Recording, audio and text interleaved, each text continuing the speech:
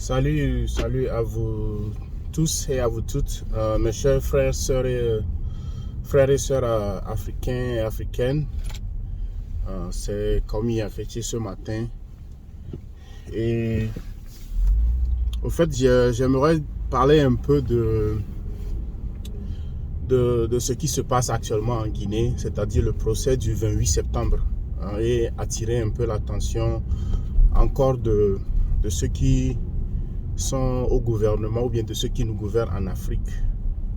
Je suis certain qu'il y a beaucoup parmi vous qui suivez le procès du 28 septembre en Guinée actuellement. C'est partout sur les réseaux sociaux. Et ce matin, je voyais un peu l'intervention du colonel Pivi, Claude Pivi. Et bon, j'ai vu un peu l'échange qu'il a eu avec l'un des avocats. Et ceci m'a fait penser un peu en général à ce que ce procès nous a révélé. Et c'est un peu très difficile de se sentir africain et regarder au fait ce procès. Ce procès nous a permis de voir les gens qui gouvernaient la Guinée à un moment donné de l'histoire de la Guinée, et pour voir vraiment la qualité des gens ou bien la compétence des gens qui gouvernaient la Guinée. Et c'est très triste. La Guinée est un grand pays, et l'histoire nous dit que c'était la Guinée de Sékou Touré, celui qui avait dit non à Charles de Gaulle dans les années pré-indépendance. Et voir qu'il y avait eu des gens qui ont accédé au pouvoir en Guinée, dont vraiment les qualités étaient, on pouvait redouter de leur qualité, de leurs compétences pour gérer la chose de l'État. Et l'interview ou bien déjà même les échanges depuis Toumba, Marcel, jusqu'à actuellement colonel Pivi nous montrent que certaines personnes qui étaient dans les sphères du pouvoir n'avaient pas la compétence pour gouverner un pays. Ils n'avaient pas cette compétence. Et je ne dis pas forcément que gouverner un pays relève de ceux qui ont fait des grandes études ou bien ceux qui, bon, c'est pas ça. Il y a eu des gens qui ne sont jamais allés à l'école, mais qui ont bien gouverné des royaumes, des pays et qui marchent bien. Donc, c'est interpeller encore tout le monde, surtout nous Africains, que les gens qui viennent en Afrique pour faire du business, que ce soit les Français, les Anglais, les Américains, les Russes, les Turcs, tout le monde qui vient en Afrique, ils envoient vraiment des gens sérieux, des gens qui sont spécialistes dans leur domaine. Et dire que les gens là vont venir en Afrique et s'asseoir avec des ministres ou bien des gens qui n'ont pas, le niveau, je ne dirais même pas c'est le niveau intellectuel, mais le sens une compréhension des choses publiques, de comment gouverner, comment gérer un pays, c'est vraiment triste, quoi. En parlant de M. Pivi, vous voyez que, bon, quelqu'un qui était, au fait, ministre de son État, ça lui manquait beaucoup de choses. Et puis même le sens de la responsabilité. Donc, franchement, c'est un appel encore à nos dirigeants. Actuellement, ce matin, le débat n'est pas si c'est la démocratie ou bien c'est la dictature, mais au fait, faisons un effort de mettre les gens compétents à des postes pour que l'Afrique vraiment se relève. Si nous continuons pas prôner juste ceux qui sont à côté ou bien la médiocrité, les partenaires qui viennent en Afrique, c'est des vautours, c'est des gens qui viennent pour un but spécifique.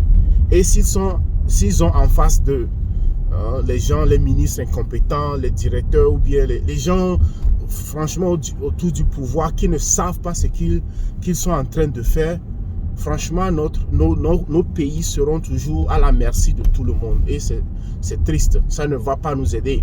Parce qu'il il faut une compétence, un minimum, hein, que ce soit de niveau intellectuel ou bien d'une compréhension générale des choses. Moi, je ne suis pas là pour prôner que l'éducation, mais des gens qui ont un sens de la chose publique et qui savent que gouverner un pays, ça relève de quelque chose. Même si l'expérience manque, si l'éducation manque, il faut que quelqu'un qui soit en responsabilité de la chose publique, on puisse avoir un discernement pour pouvoir comprendre, parce que c'est ces gens-là qui représentent le pays et qui vont dans des négociations à des hauts niveaux et qui vont signer des contrats ou bien qui vont accepter des offres. Et si ces gens-là ne sont pas compétents, c'est nos pays qui vont en souffrir, c'est nos populations qui vont en souffrir. Et sincèrement, ce procès en Guinée regorge tellement de leçons, que moi, en regardant même les quelques vidéos qui circulent sur la toile, et tu te poses la question, mais comment ces gens-là ont pu gouverner ou bien ont pu même accéder au pouvoir? Bon, on connaît un peu les circonstances, mais franchement, c'est un appel pour que nos dirigeants franchement soient sérieux dans la sélection des gens qui vont les entourer pour gérer un pays. Parce que les partenaires qui viennent en Afrique, comme je l'avais dit, ne sont pas là pour nous faire des cadeaux. Et si nous ne sommes pas compétents, nous n'avons pas ce qu'il faut pour s'asseoir et discuter et négocier au nom de notre peuple, vraiment avoir des gens comme Claude Pivy, les gens comme Marcel, tous ces gens-là autour du pouvoir, vraiment c'est un peu déplorable pour notre continent africain. Donc encore, c'est juste un message pour nous rappeler que nos dirigeants, ou bien ceux qui sont aux affaires, sachez que vous avez en face de vous des partenaires qui viennent, des lions, des vautours, des gens qui sont là avec vraiment une spécificité dans leur domaine. C'est pour ça qu'ils sont envoyés par le pays pour représenter leurs intérêts. Donc, sachons mettre les bonnes personnes aux bonnes places pour le développement de notre continent. Encore une fois, c'est dans le souci de continuellement apporter un éclaircissement ou bien apporter un point de vue pour que nous évoluions tous, hein, et aider l'Afrique à se relever. Un pays peut regorger des ressources énormes, mais si les gens qui sont responsables de négocier des contrats n'ont pas ce qu'il faut ou bien ils ne comprennent pas vraiment ce qui se passe, ils vont se faire avoir, ils vont se faire manger. Et de là, le destin de notre peuple continue d'être piétiné, d'être accaparé par d'autres présences. Donc, je vous souhaite une bonne semaine et à la prochaine.